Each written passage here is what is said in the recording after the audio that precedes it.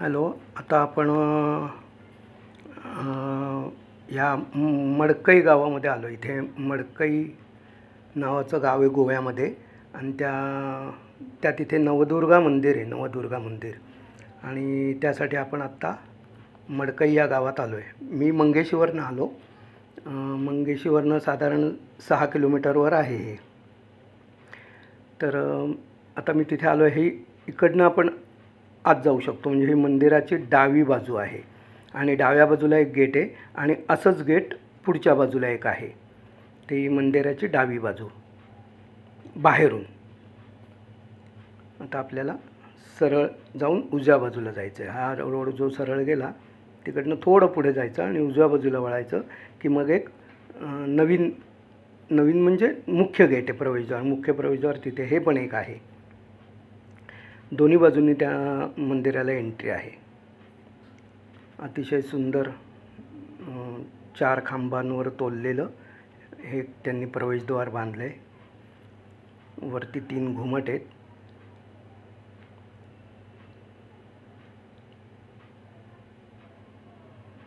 सुंदर प्रवेशद्वार आहे.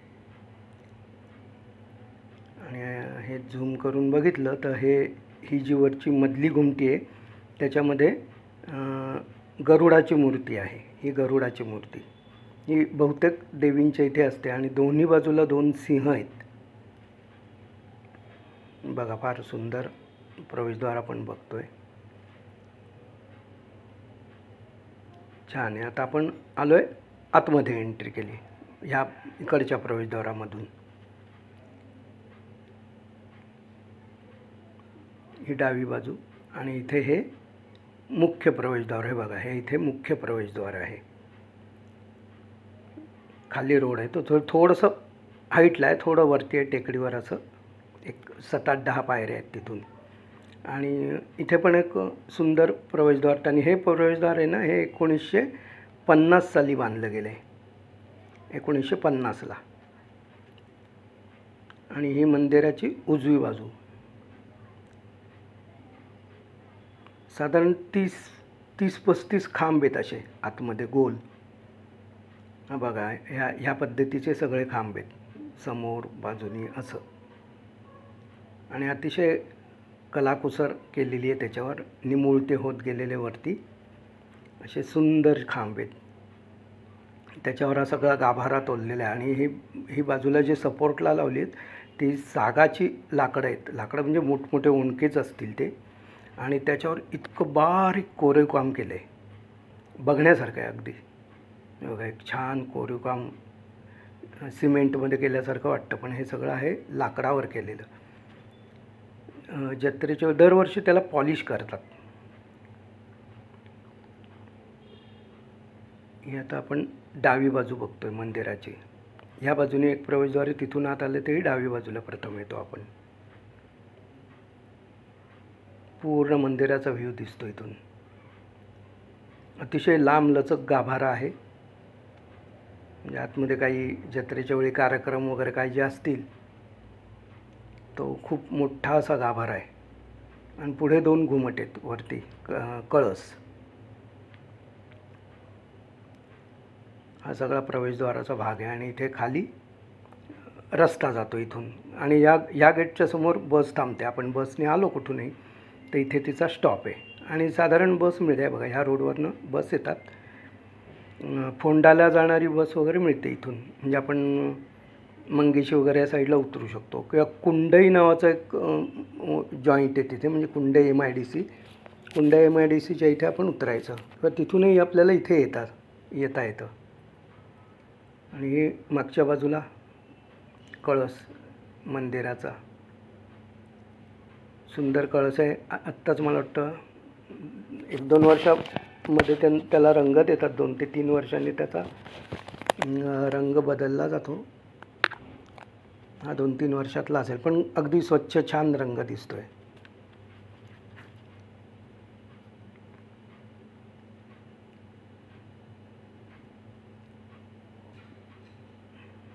हे समोर अच्छा नवदुर्गा सभागृह लिहिलं इथे. जे छोटे हॉल आहेत तिथे काही कार्यक्रमाचे म्हणा किंवा देवाची कार्य काय करत असतील तिथे,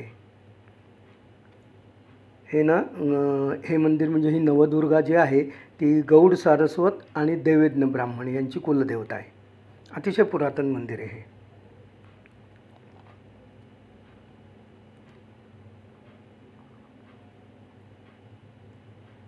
दोन्ही बाजूने आणि हे इथे बाजूला हा प्रत्येक ठिकाणी गोव्यामध्ये प्रत्येक देवस्थानला भक्त निवास आहेत. तसे हे भक्त निवास आहे. ग्रामपुरुष सभागृह म्हणजे हे काही ना काही कार्यक्रमासाठी हॉल बांधलेले.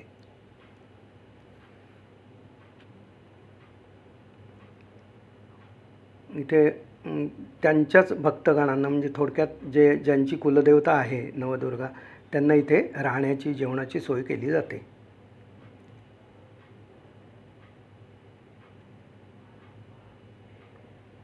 मागची बाजू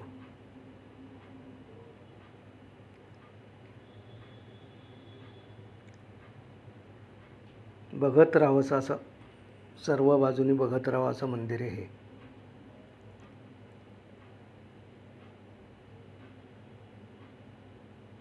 इकडनं मंदिरात आत जायला एंट्री आहे. जो पोर्च दिसतोय ना, थोडक्यात आपल्या भाषेत पोर्च, तर तिथून आत जायचं एंट्री म्हणजे 1 2 3 बाजूने आत जाता येतं. आणि हा पोर्तुगीज प्रकारातल्या खिडक्या आहेत. ह्या कलरच्या काचा बसवल्या आहेत त्यांना, त्या खिडक्यांच्या तावदानाला किंवा खिडक्यांना त्या, आणि ती जरा पोर्तुगीज स्टाईल आहे. ही मंदिरं थोडी पोर्तुगीज धाटणीवर अवलंबून आहेत थोडक्यात. म्हणजे कदाचित त्या काळात पोर्तुगीजांच्या काळात याला काही धोका पोचू नये म्हणून पण असेल. असंच डिझाईन मी शांतादुर्गा कवळ्याचे त्या मंदिरावर पण बघितलं. अशाच खिडक्या, अशीच ते कलरची तावदानं फार अतिशय सुंदर दिसतात. चारी बाजूनी स्वच्छता आहे मुख्य आधी.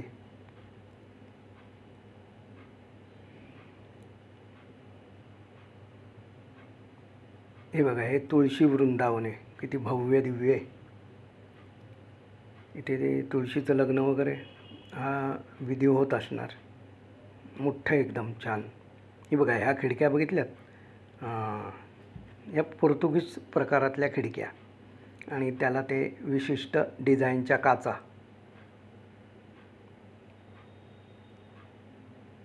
सुंदर काम आहे. ही दीपमाळ आहे इथे. हा आता आपण आलो मुख्य या मधल्या सभागृहात. दोन्ही बाजूनी जवळजवळ 30 खांब इथेच आहेत. 28-30 खांब असावेत. मोजले नाहीत मी अगदी सगळे हे, पण साधारण 25-30 खांब येते. आणि छान कलाकुसरीचा, मला वाटतं दगडी खांब असावे ते, आणि असे वर निमूळ ते होत गेलेले सर्व अगदी एका रांगेत आणि सारखे असे आहेत.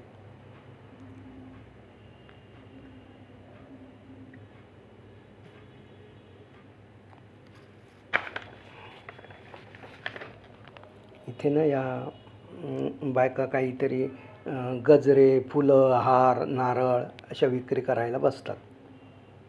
गावातलेच असतात इथले. हे बघा, इथे पण स्टॉल आहेत, छोटे छोटे स्टॉल आहेत. आता सध्या ऑड सीझन होता म्हणून गर्दी नाही आहे एवढी.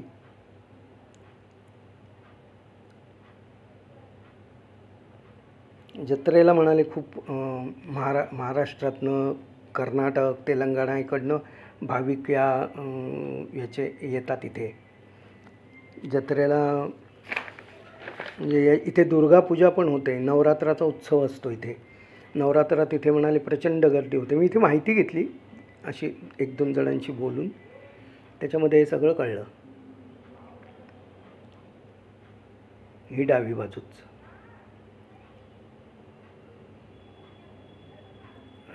हा मधला मुख्य गाभारा. इथेही मोठमोठे खांब आहेत. साधारण सगळं डिझाईन इथल्या देवळांचं सेम आहे. हा मोठी समई आहे सुंदर, वा पितळेची. हे पण दिवे आहेत बरं का. हा पण दिवा आहे. छान झुमरं लावली आहेत.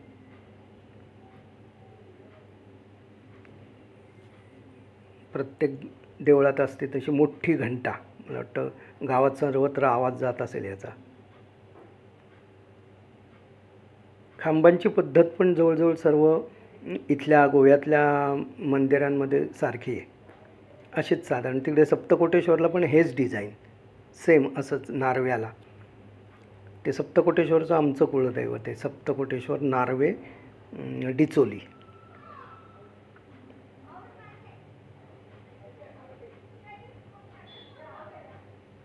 इथली जत्रा ही कार्तिक शुक्ल अष्टमी असं सांगितलं नाही. कार्तिक शुक्ल अष्टमीला इथे जत्रा असते मोठी. खूप मोठी गर्दी होते त्या जत्रेला.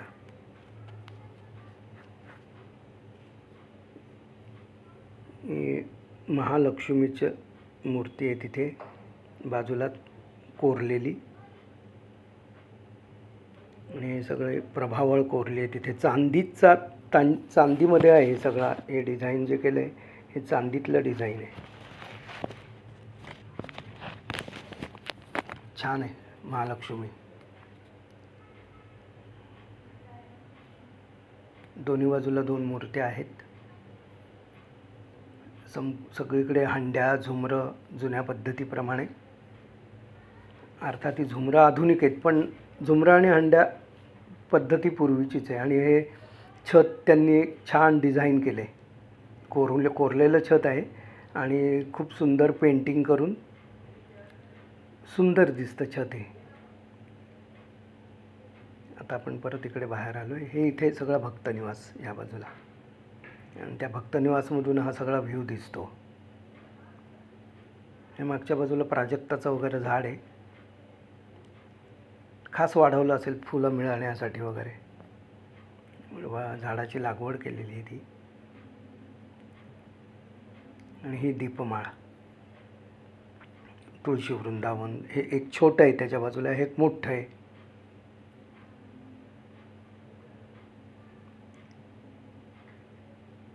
एक छोटं तुळशी वृंदावनच, पण छोटा हे डिझाईन त्याचं. एकावर एक असं छान बांधलं आहे. तुळस पण मोठी झाली अगदी.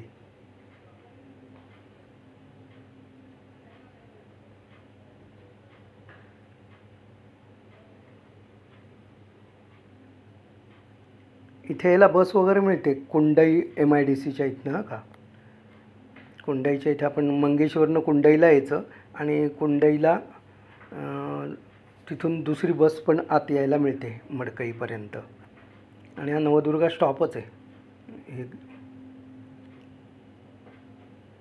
ही छान अगदी दीपमाळ. इथे सर्वत्र दिवे लावले. त्रिपुरी पौर्णिमेला वगैरे दिवे लावत असतील, आणि जत्रेच्या वेळी पण किती सुंदर दिसत असेल. हा बघा, हा इथनं ना हा रोड येतो फोंड्यावरनं येणारा, म्हणजे त्या बाजूने येणारा थोडक्यात हा मडकई स्टॉप. समोर एक बँकेची कोण आहे, महाराष्ट्र बँकेची शाखा आहे, मडकई शाखा. आणि त्याच्यासमोर मुख्य प्रवेशद्वार. इथे बस थांबते. खूप बघण्यासारखं आहे. कधी आलात मंगेशीला वगैरे बरेच जण जातात, त्यांनी जरूर इथे येऊन दर्शन घ्यावं. धन्यवाद.